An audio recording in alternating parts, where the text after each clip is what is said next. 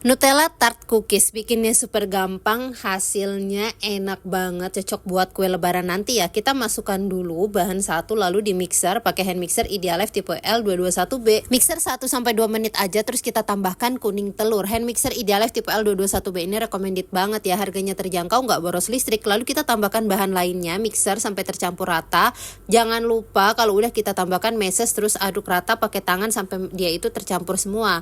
Lanjut kita pindahkan ke pet lalu kita gilas ya. Ketebalannya bisa 1 cm atau setengah cm sesuai selera aja. Kalau sudah, terus kita siapkan cetakannya. Nah, kita cetak deh ya.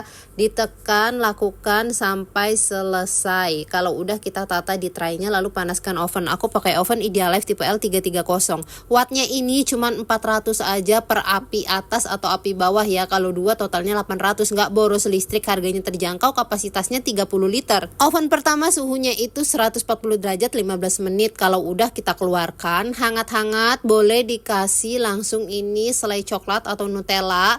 Lakukan sampai selesai ya, atau kalau mau ditunggu dingin juga boleh. Lalu kita oven kembali selama 20 menit. Suhunya 140 derajat selama 20 menit pakai api atas bawah. Masih pakai oven Idealef yang multifungsi ini, bisa air fryer, defrost, recommended banget ya.